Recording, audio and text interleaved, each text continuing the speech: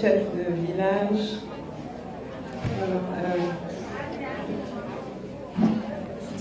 C'est un exercice difficile pour moi aujourd'hui. Dans ma famille, nous avons une habitude, quand on voyage, on s'envoie toujours des messages et puis on dit, bon, je suis presque arrivée, je suis en train de partir ici. Et ce matin, ma soeur aînée m'a envoyé un message, elle dit, tu es où maintenant? Je dis, pas loin de Nayo. Elle dit que Dieu t'accompagne, mais quand tu vas aller, parle avec ton cœur. Je lui ai dit, d'accord, je parlerai avec mon cœur. Mais je ne parlerai pas avec mon cœur parce que mon cœur est triste. Je parlerai avec ma foi en Dieu. Je remercie d'abord ce Dieu qui m'a permis de venir ici ce matin. Je vous avoue que quand on a appris ce qui s'est passé à Nayo, j'étais dévastée. Et j'avais envie de venir. Mais est-ce que vous savez pourquoi je ne suis pas venue rapidement? Parce que j'étais craintive. Mais craintive, pourquoi? Je suis Adja Nadia Nibumba, venant de Touba, musulmane, mais pas musulmane par le nom, musulmane pratiquante. Je vois certains me voir accompagner mon mari à l'église. J'ai un de mes amis qui m'a demandé, Nadia, tu t'es convertie? Je dis non, je ne suis pas convertie. Je suis attachée à la religion musulmane. Mais j'accompagne mon mari à l'église parce qu'il a épousé une musulmane. Il faut que je l'aide aussi à bien pratiquer sa religion. Si je reste à la maison, peut-être qu'il n'aura pas le courage de partir, vu son âge et autres. Et le président Laurent Gbagbo et moi, on a toujours fonctionné comme ça. Les gens me voyaient souvent avec lui, certains pasteurs, ils me disaient, mais il faut te convertir, il faut te convertir. Et les personnes me disaient, pourquoi elle va se convertir? Elle est musulmane, moi je suis chrétien. Et quand j'ai l'occasion, je lis la Bible pour lui. Ce qui fait que je connais beaucoup de psaumes qui viennent de la Bible. Mais mon psaume préféré, c'était le psaume 91. Que le psaume 91 soit votre compagnon de tous les jours.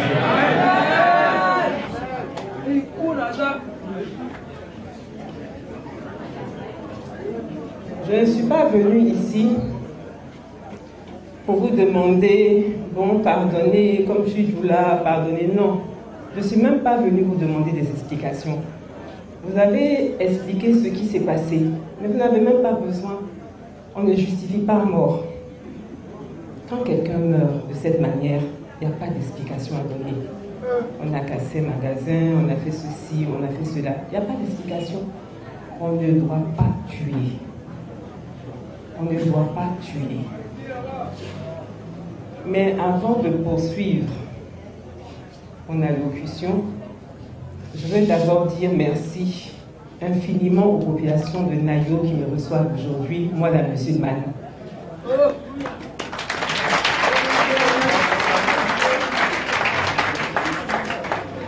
Messieurs les chefs de village, quand l'envoyé du chef est venu hier pour courir, je lui ai demandé, il faut regarder pour moi, est-ce que l'atmosphère est bonne?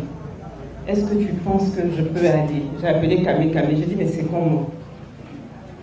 Il m'a dit, non, maman, tu peux venir. Mais je suis venue, vous aurez pu dire non.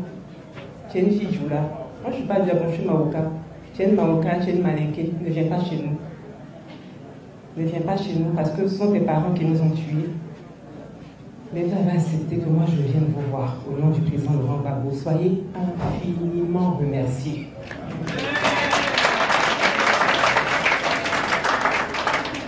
Mais soyez remerciés aussi, surtout. Parce qu'avant de venir, moi, quand je dois faire quelque chose, je demande au président, est-ce que ça te convient, est-ce que ça ne te convient pas? Parce qu'en réalité, moi, on ne me connaît pas. Hein. C'est le président qu'on connaît. Et c'est parce qu'on le respecte qu'on me transfère aussi le respect qu'on lui donne. Parce que je n'ai pas fait quelque chose pour vous en tant que tel. Mais je sais que c'est à cause du président que vous avez fait ça. Mais quand je dois faire quelque chose, je lui demande, qu'est-ce que je dois faire? Est-ce que tu penses que c'est bon? Parce que chez nous, on dit, le paradis de la femme se trouve au pied de son mari. Et c'est comme ça que j'ai demandé au président.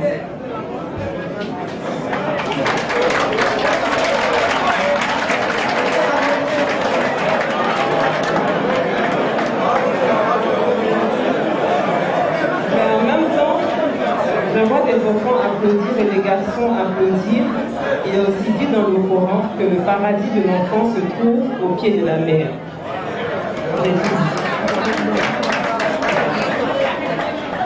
Donc avant de sortir de la maison en général, je pose toujours les questions au chef, mais je lui demande surtout sa bénédiction avant de partir. Et quand je dois sortir, il me dit que Dieu te bénisse, que Dieu t'accompagne, patati patata. Mais ce matin, quand je lui ai dit je dois partir, il dit bon, que Dieu t'accompagne, mais que quand les populations de Nayo te verront, qu'ils voient en ta présence mon acte de consolation et que Dieu les apaise, que Dieu les apaise, que Dieu les apaise. Voici les bénédictions que le chef m'a faites aujourd'hui. Alors en général, il me dit toujours que Dieu te bénisse, que Dieu te fasse ça. Mais aujourd'hui, il m'a ignoré dans ses bénédictions, mais il a pensé qu'à vous. Que le président Laurent Gbagbo me charge de vous dire simplement que Dieu vous apaise. Que Dieu vous apaise. Que Dieu vous apaise. Vous voyez, ce qui est déplorable dans ce pays, c'est qu'on ne tire jamais des leçons du passé. C'est toujours les élections mal gérées qui créent des problèmes à la Côte d'Ivoire. Mais nous ne sommes pas une rencontre politique. Je vois que bientôt, il y aura encore des élections législatives, mais on est pressé. Pourquoi? On va où? On ne règle jamais les problèmes. On ne règle jamais les problèmes. On pense toujours que les élections vont régler les problèmes, alors que ce sont les élections mal gérées qui créent des problèmes. Là, vous avez tous suivi ce qui s'était passé. Les gens demandaient au président, avec tout ce qu'on a subi, qui est le seul qui peut dire aux gens, sortez, sortez, occupez les rues.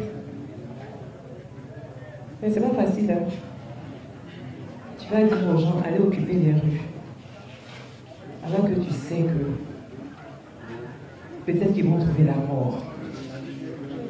Donc c'est des moments où le président était assis. Et ça, je vous le dis. Et puis il pensait, qu'est-ce que je vais dire? Parce que moi, ce que je vois, eux ne voient pas. Maintenant, avec mon ego, je peux venir parce que je sais que j'ai cette force-là que Dieu m'a donnée, où je peux parler et puis les gens vont descendre. Mais il a regardé et puis il y a une dame qui l'avait appelé, puis président, je voudrais prier pour vous. Elle dit, il n'y a pas de problème. Il a dit, il n'y a pas de problème, j'ai passé mon téléphone, et puis il lui a parlé. Et Dieu lui a parlé de l'histoire de Salomon. Elle priait, elle a parlé de Salomon, alors que moi, le matin, je lui disais, mais qu'est-ce que ce qui se passe aujourd'hui me fait penser à l'histoire de Salomon et les deux mamans qui se battaient sur le bébé. Donc quand la dame a commencé à prier, qu'elle a parlé de Salomon, il m'a regardé comme ça. Je dis, c'est ça. L'histoire de Salomon, il a eu la sagesse divine. Quand les deux mamans se battaient sur le bébé qui était vivant parce qu'un bébé était mort, et il a dit, comment je vais faire pour retrouver la vraie mère? Et c'est là qu'il a dit, bon, on va couper le bébé. Et puis chacune prendra un bébé. La vraie maman a dit, ne le coupez pas. Donnez l'enfant à la femme. La femme a qui l'enfant n'a pas. Elle a dit, coupe le bébé. Salomon, sage comme il est, il a dit, redonner l'enfant à la femme. C'est cette histoire de Salomon qui a inspiré le chef. Il ne nous a pas dit, sortez. Parce que vous êtes ces gens. Et quand quelque chose est pour toi, là, tu ne sacrifies pas ça. Et c'est parce qu'on ne sacrifie pas ce qui t'appartient qu'il a dit aussi, quand j'étais partie à Bié, il dit, il faut leur dire que moi je suis un historien. Le génocide rwandais a commencé parce que les gens se qualifiaient de cafards et autres. On en rit aujourd'hui. On peut voir un militant LDR, mouton là. Mais le mouton, on l'immole. C'est un sacrifice. C'était le sacrifice d'Abraham. On a des chiens. Mais les chiens, on l'abat. on devient ce qu'on pense. À force de se répéter ces mots-là, c'est ce qui nous emmène à nous traiter de cette manière-là. Les gens sont là, je pense qu'il y en a qui se disent, le 25 octobre est passé. C'est fini pour nous. Parce qu'on voit le fini, Gbagbo n'est pas devenu président. Parce qu'on se dira, Gbagbo n'est pas devenu président. Mais Gbagbo ne court pas derrière un poste présidentiel. Il a déjà été président. Et puis quand il était prisonnier, il était un grand prisonnier. Parce qu'il allait dans la prison où les gens ne vont pas comme ça. Moi, ma soeur me disait, mais Nadi, quelle tragédie ce qui t'arrive. Je dis, Alima, moi j'avais 26 ans. Quand le président Gbagbo est devenu président, j'étais jeune, puis je l'ai vu président. J'ai vu un mari qu'on appelait président. Je n'étais pas première dame, mais j'étais la femme du président Laurent Gbagbo et c'était beaucoup pour moi. Mais souvent je regarde, première dame, moi je dis bon, c'est pas première dame, mais première dame c'est que l'épouse d'un président. Il n'y a pas de statut de première dame. C'est un président qui est déjà important. Et je lui ai dit, j'ai vu le président Laurent Gbagbo devenir président. Donc ça, c'est quelque chose de grand. Mais quand quelque chose de grand comme ça t'arrive dans le bonheur, là, il faut aussi accepter aussi que quelque chose de grand t'arrive dans le malheur et puis dans l'épreuve. Donc moi, là, je suis la femme aussi d'un illustre prisonnier et j'en suis fière.